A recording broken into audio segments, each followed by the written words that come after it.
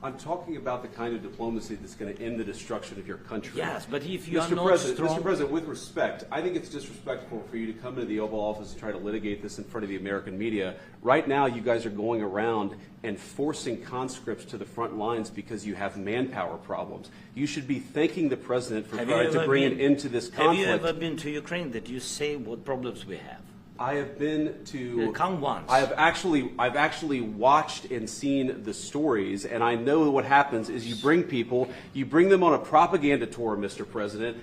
Do you disagree that you've had problems bringing people into your military? We have problems. And do you think that it's respectful to come to the Oval Office of the United States of America and attack the administration that is trying to prevent the destruction of your country? A lot of questions. Let's start from the beginning. Sure. First of all, during the war, everybody has problems. Even you, but you have nice ocean and don't feel now, but you will feel it in the future.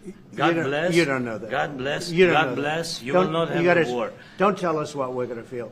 We're trying to solve a problem. Don't tell us what we're going to feel. I'm not telling you. Because I'm you're in no answering position on to this dictate that. That's Remember exactly this. I'm not You're dictating. in no position to dictate what we're going to feel. We're going to feel very good. You will feel influence. We're going to feel very good and very strong. You will feel influence. You're right now not in a very good position. You've allowed yourself to be in a very bad position, and he happens to be right about it. From the very beginning of the war. You're not in a good position. You don't have the cards right now. With us, you start having I'm not cards. playing cards. But right now, you don't. I'm Yeah, you're playing serious, cards. Mr. President. You're I'm playing very cards. serious. You're gambling I'm with the president lives in of war. millions of people. You're Gambling with World War III. What do you You're think gambling about? with What do you World think War about? III. And what you're doing is very disrespectful to the country, this country. It's with back all to respect to you. your Far country. more than a lot of people said very they respect. should have. Have you said thank you once? A lot entire of meeting? times. No, in this Even entire today. meeting, you said thank Even you. today. You went to Pennsylvania and campaigned for the opposition in October. Offer some words of appreciation for the United States of America and the president who's trying to save your country. Ago, that anybody who has a hand or who is trying to keep Nigeria together, their kingdom or their entity will disintegrate. These are the things that I want you to understand this very evening, that Nigeria has expired. The wrath of Almighty God is upon Nigeria. Look at Tinubu, for example, what the Yorubas are going through on his account. Look at how the Christian minorities in the north are being slaughtered and brutally massacred by the Janjaweed elements of the caliphate. Because the likes of Bishop Coker is there preaching unity that he... Good afternoon, fellow Biafrans.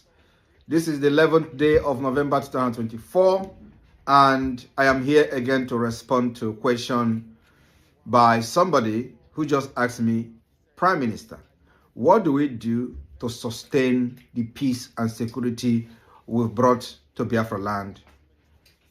And I told him, and I said, I am going to make this video to respond because I know many people are going to be asking the same question. So here is my response.